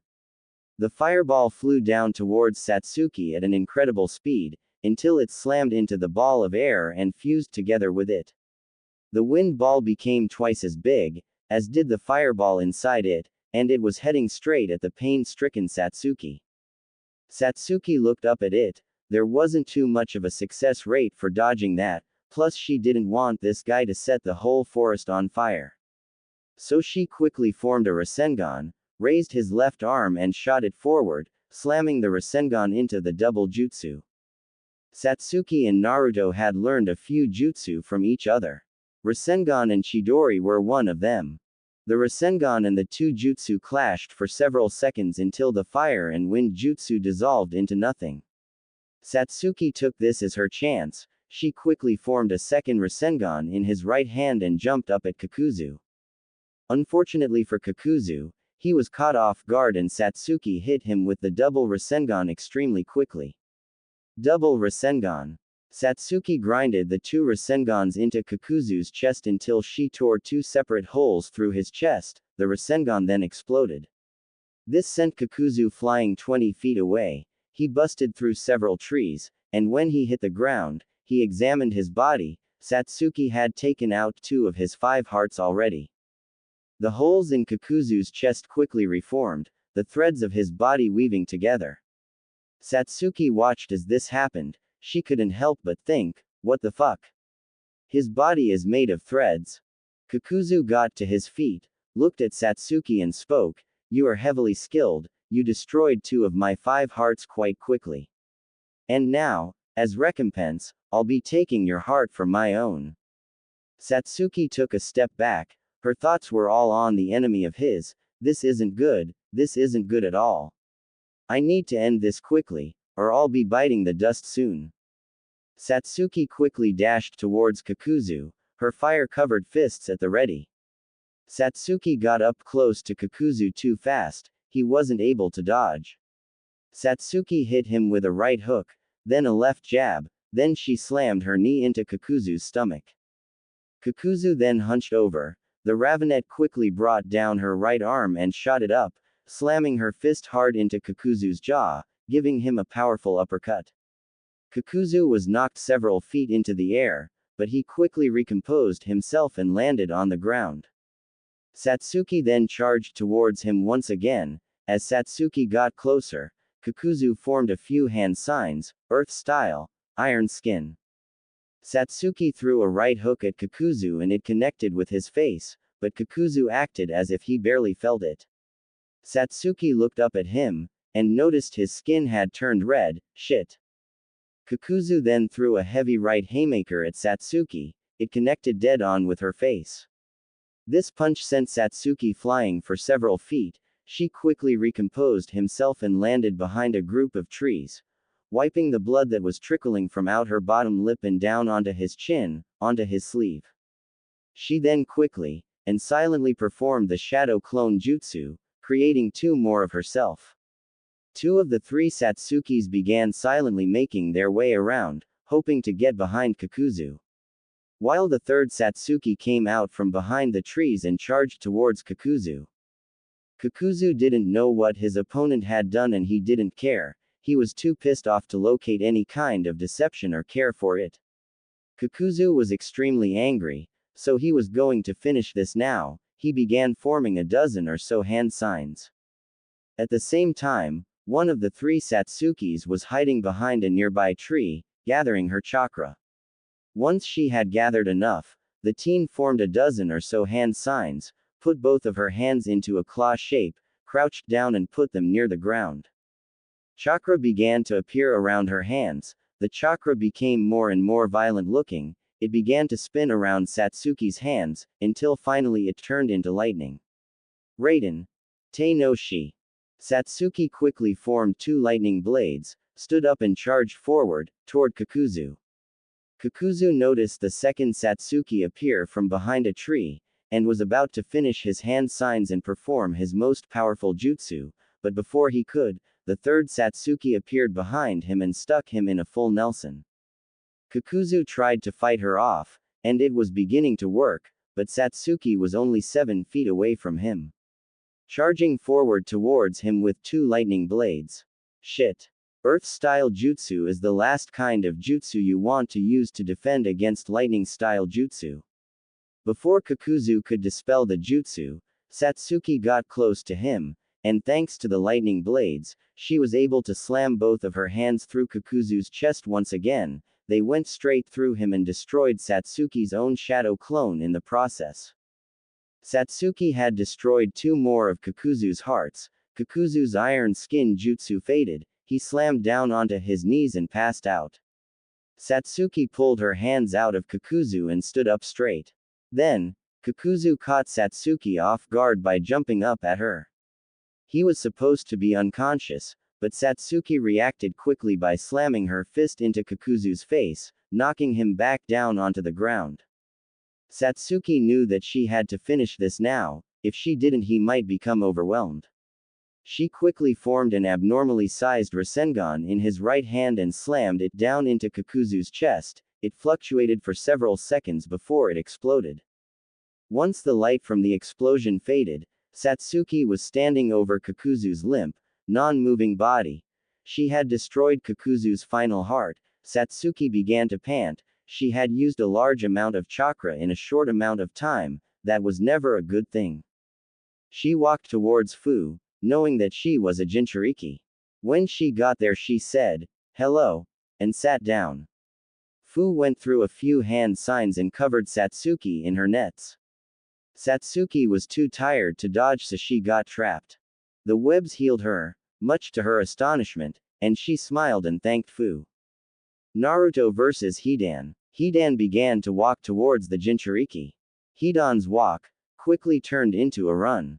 Hidan began to shriek as he came close to Naruto. Ah! Hidan jumped into the air and came down at Naruto with his scythe. Naruto quickly rolled to his right, avoiding Hidan's scythe. Hidan quickly swung his scythe to his left, towards Naruto. Naruto jumped back, dodging the triple-bladed scythe once again. Hidan quickly turned towards Naruto and charged towards him again, and when he got close to him, he unleashed a barrage of swings with his scythe. Take this. Hya. Ha. RGH. Naruto just dodged the slashes one by one. He would move to the left, move to the right, duck down, jump up, anything to avoid being caught by one of those blades. Hidan was getting frustrated at this. Just stand still and die. Hidan brought the scythe over his head and slammed it down extremely fast. Naruto had rolled to the side hoping to avoid being cut with it, and fortunately it only cut through his pant leg, it hadn't hit his skin. Naruto, wanting to end the battle before he actually got nipped by the scythe, quickly threw a right haymaker at Hidan. Hidan was unable to dodge it and was hit with it full force. This sent him flying several feet away, but he quickly regained his composure and landed on his feet. Naruto wasn't done and neither was Hidan. Hidan charged forward towards Naruto once again, while Naruto put his hands together and performed the Shadow Clone Jutsu. Naruto created 6 more of himself, so there was 7 Narutos in all. As Hidan drew closer, the Narutos began charging at him as well. When Hidan got in the range he needed to use his scythe, he quickly spun around, slamming his scythe into 3 shadow clones, causing them to disappear in a puff of smoke. While 3 of the 4 remaining Narutos jumped upon Hidan, slamming him down onto the ground and pinning him there. As Hidan struggled to break free from the Naruto's grips, he began to curse, "What the hell, you little brat? Off me!" The last Naruto held out his right hand, his palm open, and without the help of another Naruto, he formed a Rasengan. He quickly jumped several feet into the air, and came plummeting down at Hidan. As the last Naruto got closer with his technique, Hidan just spoke 2 words, "Well fuck." Naruto was only 3 inches above Hidan, so he shot his right arm forward, slamming his Rasengan through his shadow clones and into Hidan. Naruto had slammed it into his gut. The Rasengan fluctuated for several seconds until it exploded.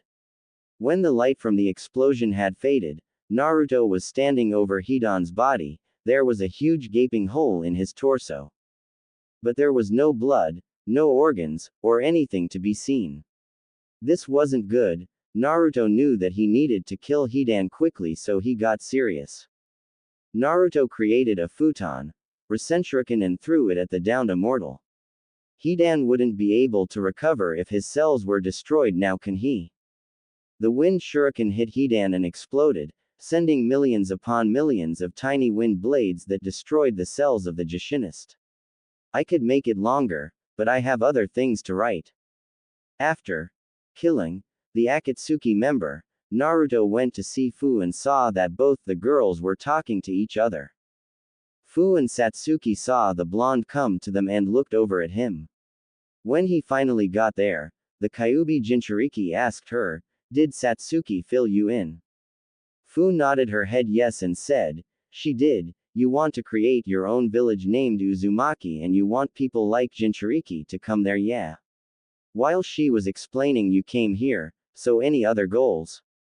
She asked her fellow Jinchuriki. He nodded and told her that their other goal was to destroy Konoha. Fu had no problems and said, "I will join you guys, after all Jinchuriki have to stick together, right?" She asked with a wink. "Tell them your reason. They are trustworthy," a deep voice echoed in her mind. She sighed and continued, "I also want to make many friends who will accept me. Who knows? Maybe I can be happy." The ex-Taki ninja said. Alright Fu, Naruto will take you to Uzushiogakure and leave you there for a few days. There should be 3 other people there that will be friends with you, even if they know that you are a Biju container. Just be sure to train.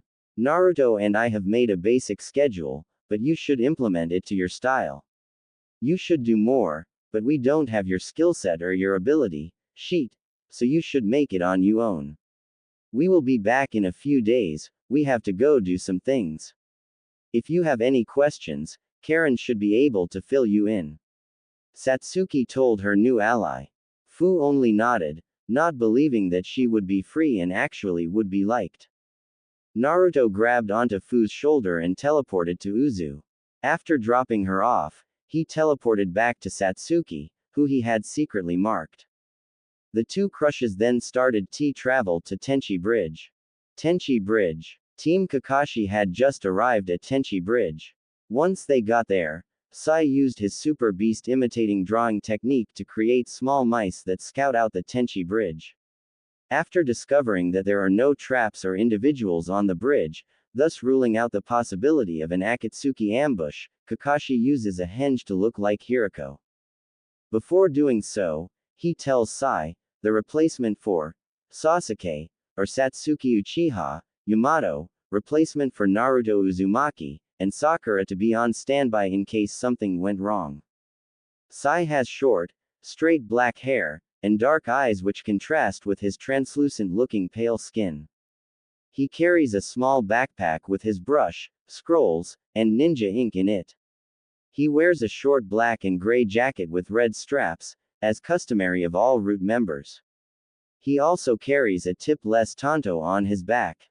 The rest of his outfit consisted of a high-collared midriff shirt, black pants, shinobi sandals and gloves with his index and thumb fingers exposed, most likely to facilitate the use of his drawing-based techniques. His jacket has a long right and short left sleeves. Yamato has short brown hair and black, almond-shaped eyes. He has a changed variation of the standard attire of a Konoha nin, with a flak jacket. The differences between his attire and that of the standard one is that his does not have the Uzushiogakure crest on the shoulders of the sleeves, and the neck of his navy blue shirt is form-fitting and goes up to his chin. He also still retains 2 hip pouches strapped to his lower back instead of just one. In addition to that, he has a Hapuri-style forehead protector that frames his face, similar to that of Tobirama Senju. When Naruto and Satsuki arrived at the bridge in Kusa, Naruto transformed into Kabuto and put on a blue cloak and went towards the bridge. Sasori also came onto the bridge and stood in front of a covered Kabuto. It's been a long time, Sasori-sama. Naruto said to keep in disguise. He already knew that it was Kakashi. The disguised genin slowly lifted up the hood and much to Kakashi's surprise, he saw Kabuto. He's Kabuto. The disguised man thought as he flashed back to when he had seen him jumping out the window. It's been 2 years, hasn't it? He questioned, not knowing when they had last met. In the bushes, Sakura's eyes widened in shock as she saw Kabuto, someone who had helped them. It also made her excited since if it was Kabuto, he should know where her precious Sasuke-kun and Naruto Baka are. Were you followed? Asked Kakashi in his deep voice. Kabuto faked looking around and looked at Satsuki, signaling her stealthily that she should prepare. He looked back to Sasori, and said, "We're okay." "How are you doing?" The Jonin asked. "I still have the strange sensation from when I remembered who I was after Jujutsu broke." He shook his head in an act and continued, "I feel heavy-headed. I've got a couple questions for you," stated Kakashi. "I don't have much time, so please keep it short. I risked my life trying to get away from Orochimaru without him finding out." He replied back. Sasori looked up and said, "I want information about his hideouts and Sasuke and Naruto." Naruto looked at him and, with info from Orochimaru, said, "We have multiple hideouts.